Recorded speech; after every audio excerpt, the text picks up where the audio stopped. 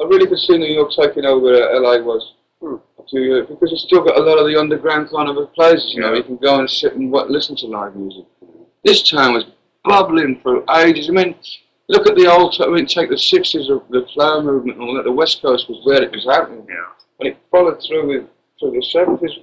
But all of a sudden, it's got kind of confused. It's like, the money's running out fast, you know. The recession's hitting. But I mean, I've never, when you get the clubs like the fucking whiskey clubs and down, that's bad news. Mm. Do you listen much to the new music? It's a pile of shit, most of it. To be perfectly honest. Especially in England, there's absolutely. I was listening to this guy on the TV. There's this program in England now called this. What's it called? It's a fucking new rock program. Source or something, not a source. Some kind of weird name. And they have live bands on it. And this guy was singing for like 7 or 8 minutes. And I was listening. I thought, well, what the fuck is this trying to say now? What is he singing about? Is he singing a love song? Is the world ending? What? It was like singing words that meant nothing.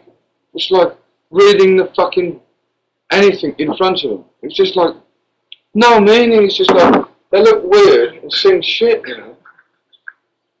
But they are. I mean, like the Iron Maidens of the world and the Judas Priests and all that. They're keeping it going. It's good to see there was a bit of a revival for a while. And I think it's going to have to come back down to people singing about something with a bit of a meaning to it, at least. I mean, because when you smoke a J, you lie back. Who wants to hear about fucking soap and water when you're fucking, you know? That's what it's down to, fucking sugar lumps and brown coffee. I mean, I can't understand what I mean, the stuff that Sabbath used to do in the old days had a meaning then, which people now are waking up to, like the fucking nuclear trip and all that we were singing about in the early 70s. When it's like, I know it's times to progress, but progressing to a new thing is as if they don't know what to progress onto anymore. I mean, the biggest problem, the biggest thing that I have at this present time in my head is the fucking, what are we doing to this place that we're all in? Where are we going from here? I mean, someone's got to go, hold them reins back in and say, let's have fun again, you know, without getting fucking looking like fucking freaks, like one flew over the cuckoo's nest. I went down to King's Road in London with my wife, and it was just like driving through a lunatic asylum. It's like a fucking zoo on the street. I mean, people look fucking like, it's like the Star Wars bar. I'm telling you. That's a great scene, I like that. I swear to God, the guy must have gone down that fucking road to get the idea for the Star Wars bar, because if a fucking Martian was to walk there, you wouldn't know the difference. If they landed, man, they're going to land, now's the time to do it, man, but land in King's Road, London, because you'll never be recognised. It's fucking outrageous what people are doing now there. So, I mean, it's like hair looking like they've been in an explosion, you know? It's fucking crazy. But I can't understand what they're trying to do. Okay, when we started, we grew our hair long, which was the abnormal thing to do, I suppose. But, I mean, like, can you imagine your daughter coming on with this fucking thing with one half of his head purple, green, blue, half an eyebrow, one leg off, and it's like hops in and says, this is my new boyfriend, Dad. You fucking go, fuck, you know, where'd you get him from? One leg. That's the next thing they're going to do, amputation. You know what they've started doing now? They've started tattooing their faces all over, like fucking Union Jacks Forever and God's Fuck the Queen and all this and everything. It's got to start with amputation. I'll tell you what somebody should start doing, fucking gladiator fights again, it would go a storm. I'll tell you what, if that was legalised, you would fill everywhere, because they would love it. They would. It's like the rise and fall of the Roman Empire, you know. Do you read that the rise about the Roman thing? We're going in exactly the same way, but like so many hundred years later. It's like going so decadent and fucking over the top. The Deer Hunter was on a Showtime cable thing last night. It's the same thing, you know, the Russian roulette. I mean, guys, there's that morbid thing about somebody getting hurt or killing themselves. The Roman gladiator thing, man, you should promote that. You'd make a fucking fortune. It's a fact. You really would. Fucking they're bombing, they're shooting or something. The thing is, that's what it's getting to, and it's like, there's no sort of meaning to it anymore. It's like I'm desperately trying to keep hold of a bit of kind of insane sanity about it, you know, without going totally freaked, you know. I mean, it's okay going freaky if you've got something to offer with what you're doing. If you're going to shave your head bald and just sit outside and protest because you believe in what you believe in, then do it, but do it for a good reason, not for the fucking fact that you want to look the freakiest one in the street, you know. Do you think people look at what you've done in that way? I hope so. I hope that. I mean, I stood my ground, and I wasn't prepared to. I believed in what I did, and what I believed in. A lot of other people must have believed in what I was doing. That's why they wouldn't have been such a success. I don't believe. What about some of the more outrageous things that you did? I mean, was there a reason to do that? I think to get on in this world now, you've got to do a few shocking things just to kick you off, and then to say, oh, who the fuck's this, and then do something like that instead of just going next week. I mean, the first in this new wave thing, the Sex Pistols, if they'd have kept it together, had something to say in them. They were saying something.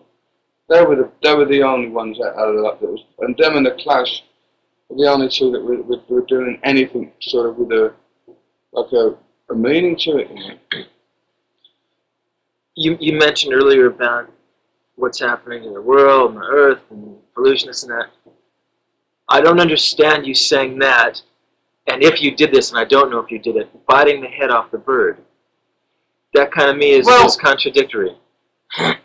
We all do crazy things in our lives. I mean, I was kind of drunk that day, and I was pissed off with seeing these white shirted parts look at me as a fucking can of beans to sell.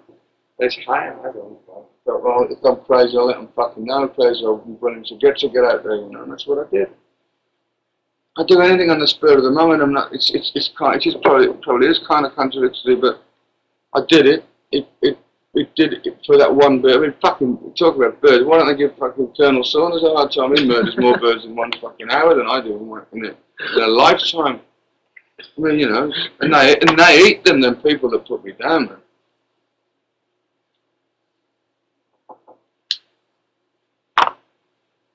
It's just like everything's contradictory. But I mean, the people that are putting me down.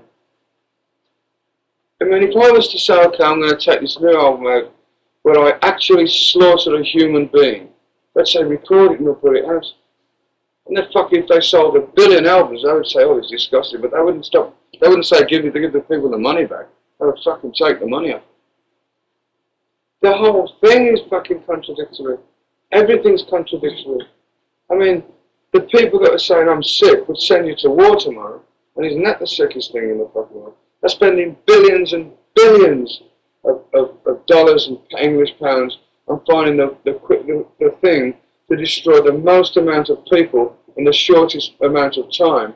Isn't that fucking contradictory?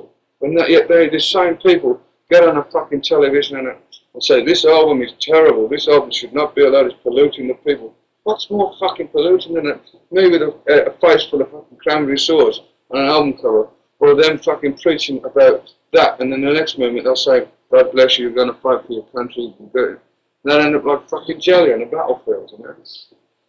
I realise that you've got to have all this. I realise because if you don't get, they're going to snap one up your ass, you know. I realise, but surely we all know that if we let one go there, there's going to be 10 back, and then there's going to be 50 back there, and it's going to go whack. So why don't everybody just go all together and say, let's just fuck this up, and just get a united world, you know, just live it.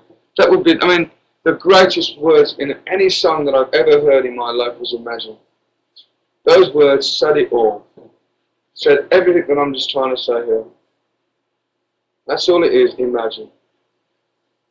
But you can go and imagine as long as you've got a hole in your arse and you'll never do anything with it. It's too and scared, you know. But do you think it's going to happen? Do I think it's going to happen? That we're going to blow everything up? The big one. I don't think so. I think deep down people want to survive too much. Well, I think there's never been a gun made that hasn't been fired in anger.